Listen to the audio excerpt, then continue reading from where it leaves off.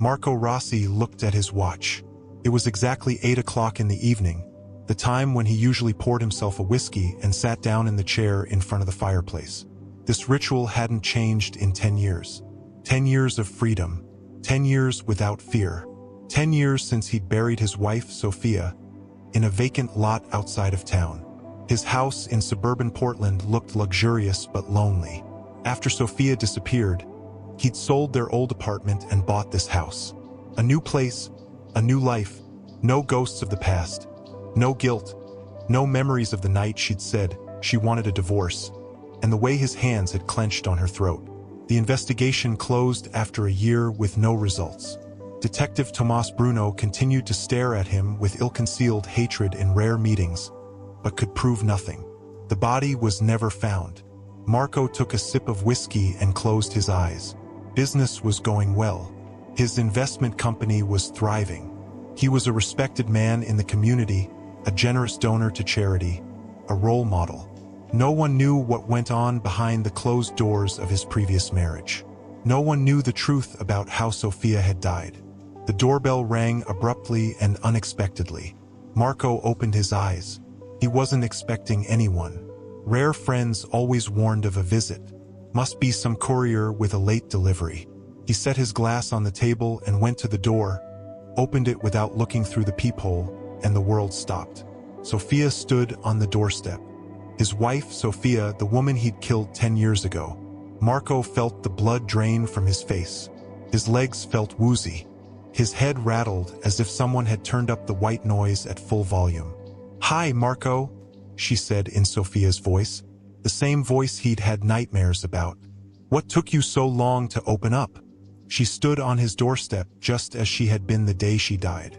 The same shoulder-length brown hair, the same green eyes, the same small mole at the right corner of her lips. Only there were more wrinkles, and there was gray in her hair, as if she'd really lived those 10 years somewhere. But that was impossible. "You?" Marco couldn't say a word. "Can I come in?" Sofia asked, smiling her usual smile. "It's cold outside." She walked past him into the house as if she did it every day. She threw off her coat and hung it on the coat rack. The same coat rack where their clothes used to hang in the old apartment. "You've changed the furniture," she said, looking around the living room. "I like it. I'd put the couch against the other wall, though." Marco stood leaning against the wall, unable to move. "This is impossible. This is some kind of nightmare, a hallucination, or he's completely lost his mind." "You can't be here," he finally squeezed out. Sofia turned around and looked at him in bewilderment. "Why not? I told you I'd be back tonight. I'm sorry I'm late. Traffic." Marco swayed and grabbed the door jamb. You're dead. 10 years ago." Sofia laughed. Her laughter sounded exactly as he remembered it. "Marco, what is this nonsense? I've been to the doctor. You drove me yourself this morning. Remember?" She came closer. "Are you feeling all right? You look pale." She smelled of the same perfume. Dior Sofia always wore it. "You can't be here," Marco repeated, backing away. "I buried you." Sofia frowned, put her palm on his forehead. "Do you have a fever? Maybe you're sick. Let me make you some tea."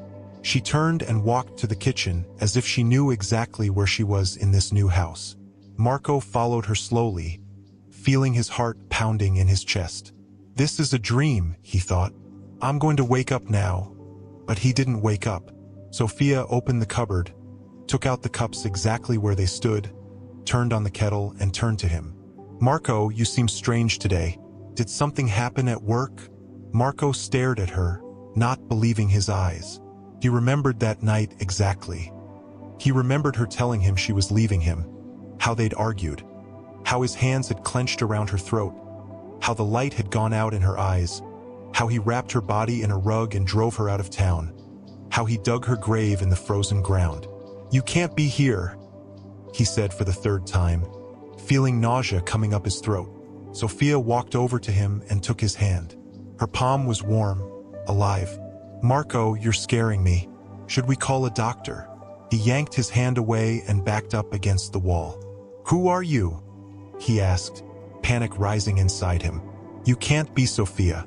Sofia is dead. The woman in front of him sighed and shook her head. Marco, that's enough. This isn't funny. I'm tired after my doctor's appointment, and you're playing some weird game. If you're enjoying this story, do us a small favor, hit that subscribe button. It's completely free, but it means the world to us. We're a small channel, just starting out, and every subscriber helps us grow and build a powerful true crime community. Thank you so much for your support. Now, back to the story. The kettle boiled. She turned away to make tea. Marco watched her every move. She moved exactly like Sofia, holding the cup with the same hand, added sugar the same way, 2 spoonfuls, and stir clockwise. Let's sit down, she said, holding out the cup to him.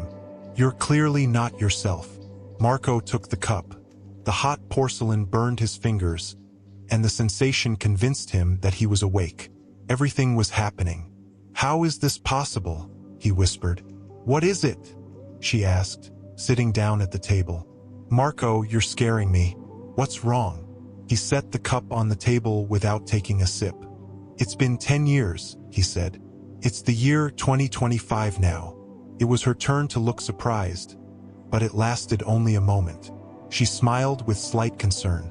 Marco, it's 2015. Today is the 28th of March. I was at Dr. Herrera's for a checkup, remember? Marco shook his head, trying desperately to gather his thoughts. No, that's impossible. It's been 10 years. You're dead. Why do you keep saying that? There was irritation in her voice. I'm alive, Marco. I'm here in front of you. He stared at her, trying to figure out what was going on. Maybe he really had lost his mind. Maybe all those 10 years had been a hallucination. Or had he buried the wrong woman? But no, it was Sofia. He remembered her face exactly at that moment. I can prove it, he said, jumping up. I'll show you. He rushed to his office and returned with a laptop, opened it, logged in, and showed her the date. Look, March 28th, 2025. 10 years have passed, Sofia. She looked at the screen, and then at him with pity. Marco, I don't know what you did to the computer, but is this some kind of joke? Or are you sick? He closed the laptop and shook his head. It's not a joke, and I'm not sick. You can't be here. You died 10 years ago. He stammered, realizing he'd almost confessed to murder. I'm what, Marco? She asked, tilting her head. What did you do? He stepped back, feeling the room begin to spin around him. Nothing. Yeah, I don't know what's going on. She stood up and walked over to him, put her hands on his shoulders. Marco, you need to rest. Come on. I'll walk you to the bedroom. She took his hand and led him upstairs. He followed her as if in a trance. She knew exactly where the bedroom was in this house he had bought a year after her death. When they entered the room, she turned on the light and began to make the bed. Marco stood at the door watching her. How did you know where the bedroom was? He asked. She turned around with a smile. What kind of stupid question is that? We've lived here for 5 years. Marco felt panic rising to his throat. No, he said. I bought this house after you disappeared. You were never here. Sofia sighed and sat on the edge of the bed. Marco, you're really scaring me. Maybe I should call the doctor. He shook his head, unable to utter a word. What's going on? Is he going crazy? Or is this some kind of elaborate prank? But who could have known? Who could have known he'd killed his wife? Lie down, she said softly. You need to sleep. Everything will be better in the morning. He walked slowly to the bed and sat down beside her. She smelled so familiar, so real. Oh, Sofia, he whispered. If this is really you, forgive me. She smiled and stroked his cheek. What for, silly? It's all right. Now lie down. She stood up to give him space. Marco lay down without taking off his clothes. He was sure he wouldn't be able to sleep, but fatigue and shock did their work, and soon he fell into a restless sleep. When Marco awoke in the morning, the bed beside him was empty. He sat up abruptly, looking around. Could it really have been a dream? Maybe everything from last night had just been a dream. But then he heard sounds from the kitchen, the clinking of dishes, footsteps. He got up slowly and went downstairs. Sofia was standing at the stove making breakfast. She turned around when he came in. "Good morning," she said with a smile. "How are you feeling?" Marco Rossi looked at her and for the first time in 10 years was truly afraid. The third day of Sofia's presence in his house had turned Marco Rossi's life into a nightmare for real. Every morning he woke up hoping it was just a dream. And every morning she was here making breakfast, smiling, asking about the day's plans as if these 10 years had never happened, as if he hadn't killed her that cold March night. Marco sat at the kitchen table watching her wash the dishes, doing it just like the real Sofia did. First the glasses, then the plates, then the utensils. Wipes her wet hands on the kitchen towel slung over her shoulder. "You're looking at me again," she said without turning around. "Is something wrong?" Marco flinched. Even that, her ability to feel his gaze was completely like Sofia's. If you're enjoying this story, do us a small favor, hit that subscribe button. It's completely free, but it means the world to us. We're a small channel, just starting out, and every subscriber helps us grow and build a powerful true crime community. Thank you so much for your support. Now, back to the story. "Everything's fine," he replied. She turned and smiled, but her eyes remained serious. "Marco, you've been acting strange since the other night. Shouldn't you see a doctor?" "No," he said sharply. "There's no need to see a doctor. If he went to a doctor, he would inevitably have to explain why he believed his wife was dead while she was standing in front of him. And that will definitely end up in a mental institution or jail." "Okay," she shrugged. "Whatever you say, but know that I'm worried about you." Marco felt something tighten in his chest. That concern was just like the real Sofia's. Even in the last few months, when their marriage had been cracking at the seams, when he'd started raising his hand to her, she'd still worried about him. It drove him crazy then, and it drove him crazy now. A phone call interrupted his thoughts. He pulled his cell phone out of his pocket and the name Miguel, his business partner, popped up on the screen. "I need to take this," Marco said, standing up. "Sure," Sofia nodded. "I'll go upstairs and get my things organized." Marco went out into the living room and took the call. "Hey, Miguel." "Marco, where are you?" "We agreed to meet at 10 o'clock. It's almost 11 o'clock now." Marco glanced at his watch. Damn, he'd completely forgotten about the meeting. "Sorry, I got held up at home. Family emergency." Miguel chuckled. "Family? Since when do you have a family?" Just misspoke. Domestic stuff. I'll be right there." "Aha, okay. The client has agreed to wait another half hour. Try to make it." Marco ended the call and turned toward the stairs. "Sofia," he called out. "I have to go to a meeting right away. I forgot." He fell silent. It was quiet upstairs. He quickly climbed the stairs and looked into the bedroom. It was empty. The bathroom was empty too. He checked all the rooms upstairs. No one. "Sofia," he called again, coming downstairs. Silence. He went all around the first floor, even looked in the basement. She was nowhere to be found. Marco felt a cold sweat break out on his back. Where could she have disappeared to? And was she even here? Could it all be a figment of his sick imagination? He went outside, looked around the yard, the garage. No sign of Sofia. And then it hit him. He took out his phone and flipped through the photos he'd taken over the last 3 days. Here it was. Proof. He'd photographed Sofia several times when she wasn't in sight. In the morning sun in the garden, making dinner, reading a book in the living room. But when he opened the gallery, he froze with horror. In all the pictures where Sofia should have been, he saw only a blurred spot or a void. It was as if someone had deliberately ruined the pictures. "It's impossible," he whispered, flipping through the photos with trembling fingers. He was interrupted by another call from Miguel. Marco took a deep breath, trying to calm down. "Yeah, Miguel, I'm on my way out. Make it quick and take the files on the Greenwood project with you. You picked them up yesterday." Marco nodded, though Miguel couldn't see him. "I'll be there in 20 minutes.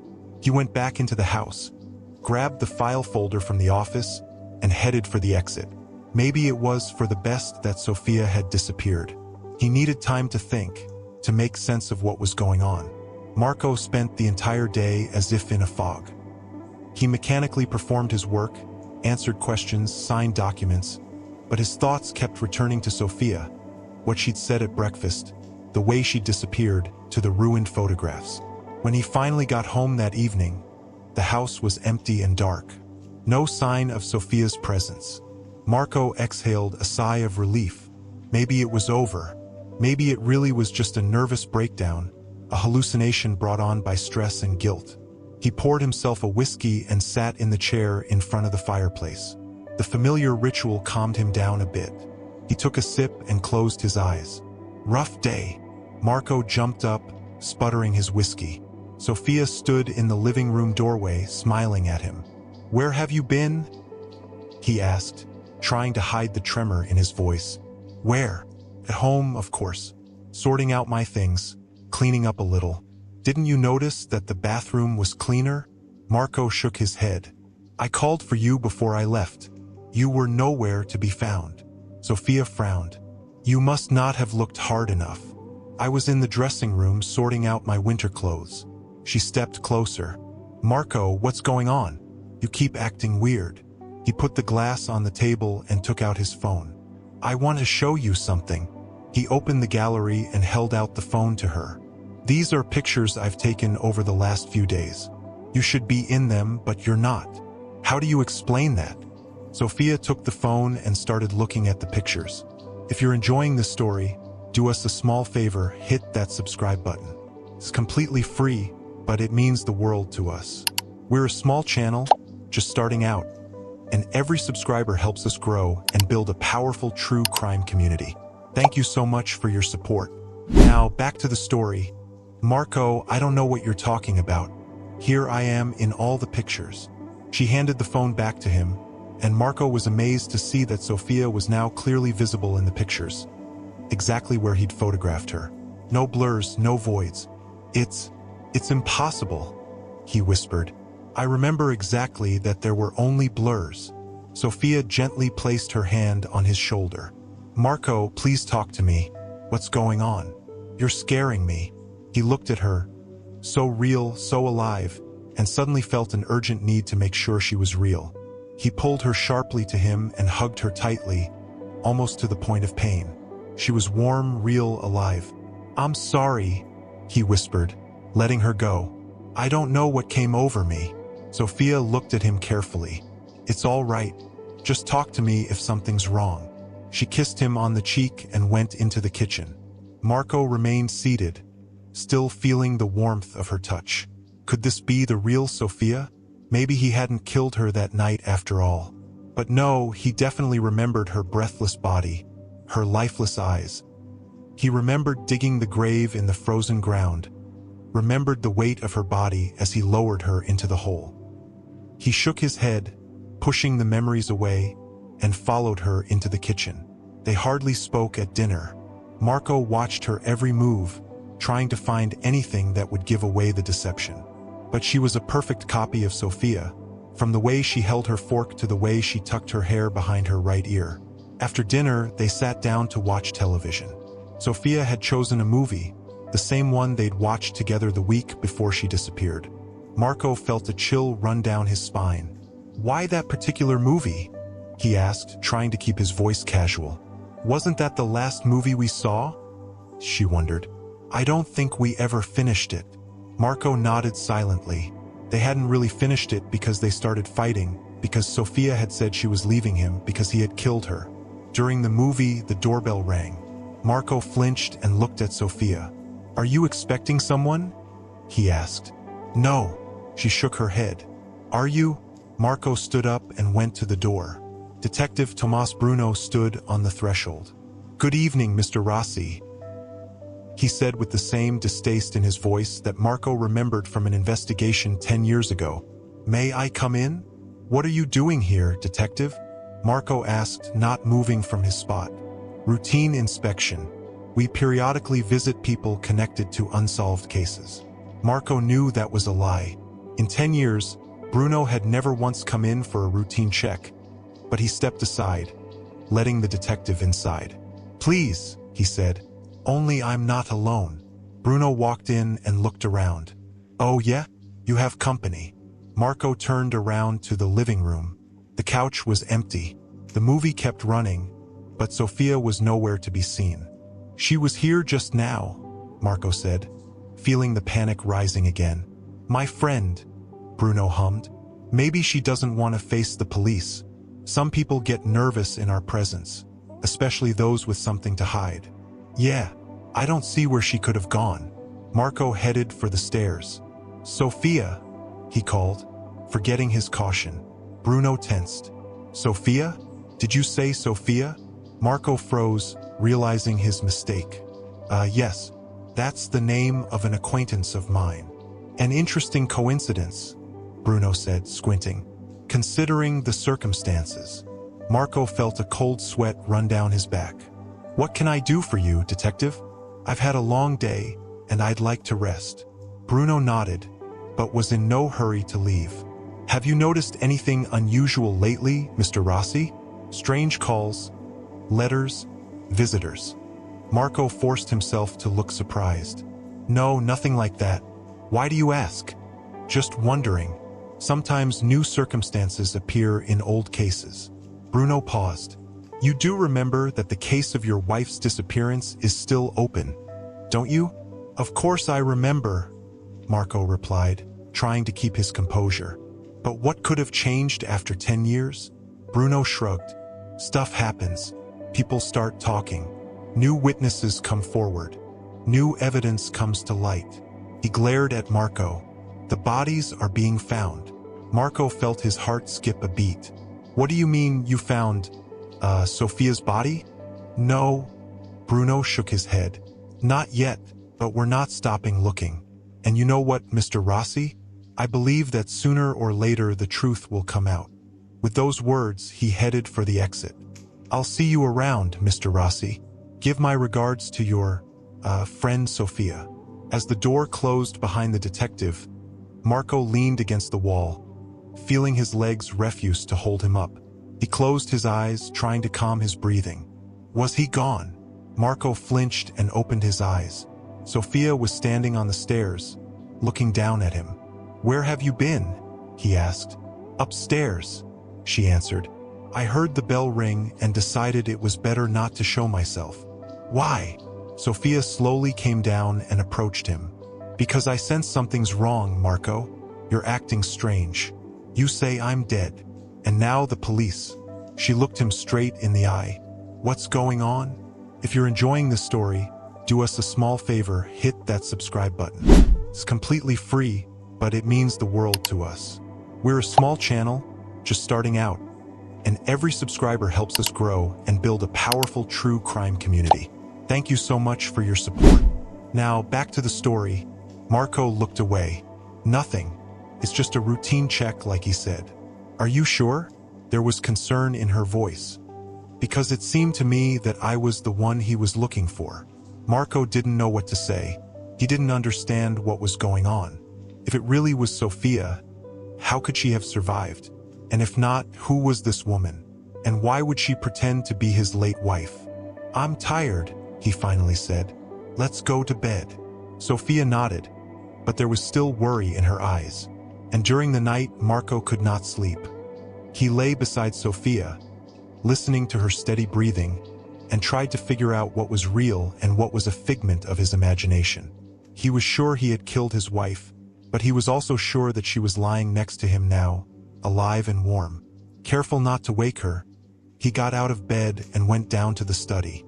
He turned on his computer and opened a hidden folder he hadn't touched in years. It held pictures of Sofia, the real Sofia, before she disappeared. He compared them to the woman sleeping upstairs. Same facial features, same eyes, even a mole on her neck in the same place, a perfect copy, or the original. What if he really didn't kill her? What if it was a nightmare? An obsessive fantasy born of guilt over the fights and the abuse? What if Sofia had just left him for a while and now she was back? No, he definitely remembered burying the body. It wasn't a fantasy. Marco sighed and closed the folder, then picked up his phone and opened the gallery. The photos of Sofia from the last few days were still there, crisp and clear. But he remembered exactly what he'd seen this morning, only blurs. He decided to check.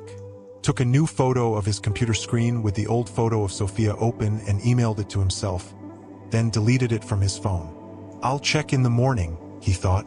If the photo stayed in the mail in its original form, then there was nothing wrong with the phone or his memory. In the morning, when Marco woke up, Sofia was already making breakfast. She smiled at him as he entered the kitchen. "You look better," she said. "Sleep must have helped." Marco nodded without saying a word. He sat down at the table and picked up his phone. He opened his email. The email with the photo attached was there. He clicked on the attachment and the photo opened, but instead of a computer screen with an old picture of Sofia, he saw a blurry blur. Marco felt the blood rush from his face. He remembered exactly taking a picture of the computer screen. How could it have changed? "Is something wrong?" Sofia asked, setting a plate of breakfast in front of him. "No," he replied, putting his phone away. "Everything's fine." She sat down across from him, looking him carefully in the eyes. "Marco, I think we need to talk about yesterday, about that policeman and what you told him about me." Marco swallowed. "What was that? You called me your girlfriend, not wife. Why?" Marco didn't know what to answer. He couldn't tell her the truth that to the world his wife had disappeared 10 years ago and was presumed dead. I didn't want to get you into trouble," he said at last. "What trouble, Marco?" There was tension in her voice. "What's going on? Why are the police interested in me?"